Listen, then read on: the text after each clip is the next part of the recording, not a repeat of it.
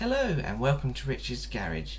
Join me in this video as we talk about how network devices get their IP addresses via DHCP. Let's start by taking a look at the topology we'll be using for this lab. So we've got ourselves a client machine which is connected to a switch, and we have got ourselves a DHCP server.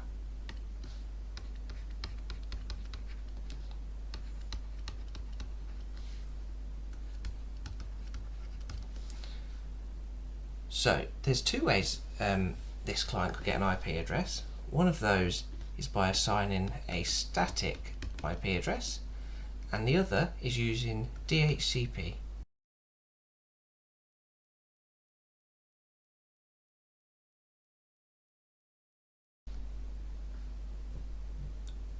So when a client, for example, hasn't got an IP address, it will go out and it will send what's known as a discovery packet. So let's draw this on here. And that discovery packet will be broadcast out to the network.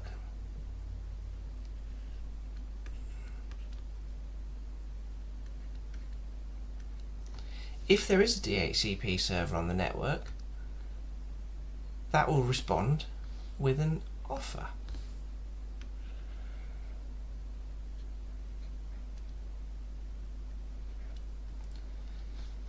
If that meets the criteria of the device, then the device will request that IP address.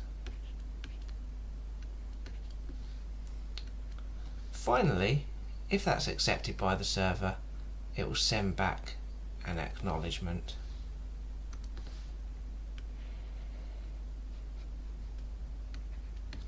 An easy way of remembering this is DORA.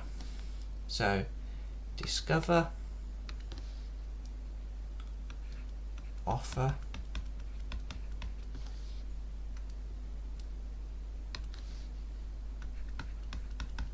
request, and acknowledge. So it's okay talking about this, but let's have a look at it in practice.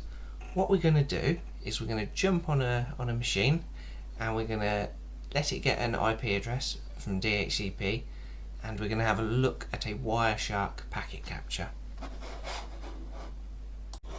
Here we are on the machine. So let's open ourselves up Wireshark.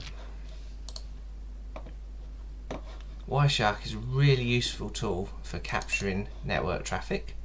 You can either run it locally on a machine, or if you've got what's called a monitor or a span port configured on a switch, it can show us exactly what's going on. So this is just traffic that's going on in our network. So if we have a look at our IP details, let's go to here. So at this very moment in time, this machine has got a static IP address. So what we'll do is we'll go into properties and TCP IPv4, and we're going to change that to obtain an IP address automatically. So that's going to start off this DORA process.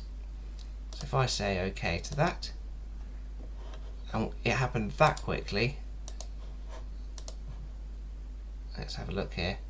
So yep, we have acquired ourselves an IP address 192.168.10.239, gateway.1 subnet mask /24, and we can see here that the IP DHCP server that gave us that IP address was actually here.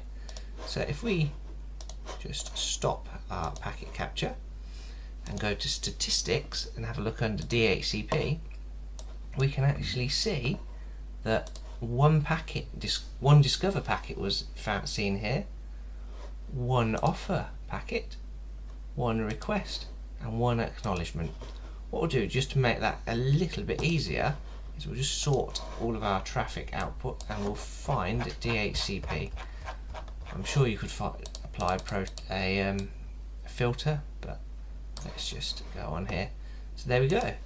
So there is no source IP address because it didn't have one. So this DHCP Discover was sent out. You can see here 192.168.10 has offered an IP address. It has requested it, the client has requested it, and it has acknowledged it, and it's assigned it. So there we go, a really useful way of checking to see if we've got any DHCP issues on the network.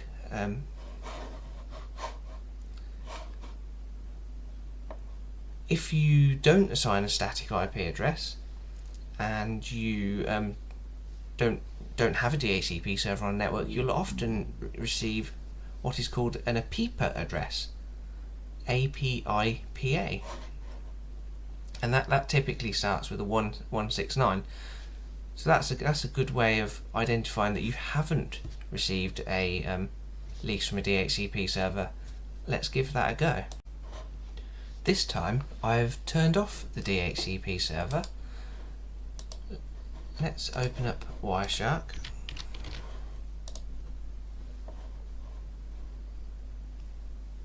And start capturing. And let's change this from static to DHCP. Okay.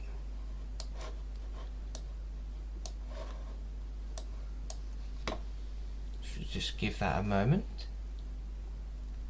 Let's have a look at the statistics and see what we can find under DHCP. Okay, so we can see that 3 discovers have been sent, but we have not received any offers. As a result of that, there's been no requests and there's been no acknowledgements. So if we have a look at our network adapter, we can see that a APIPA address has been assigned there. To me, that tells me that either a DHCP server doesn't exist on this network, or it can't be, or there's a problem with the DHCP server, or it can't be contacted. For example, DHCP cannot cross broadcast domains. So what you have to do is you have to configure an IP helper address on an interface, whether that be on a switch or on a router, in order to obtain a IP address from a different VLAN, for example. Because you might have your server that exists on a different site, or in a different VLAN on a particular site, or in a data center somewhere. So layer 2 reachability might not always be possible, but that doesn't mean that you can't serve up DHCP from that server to a client somewhere.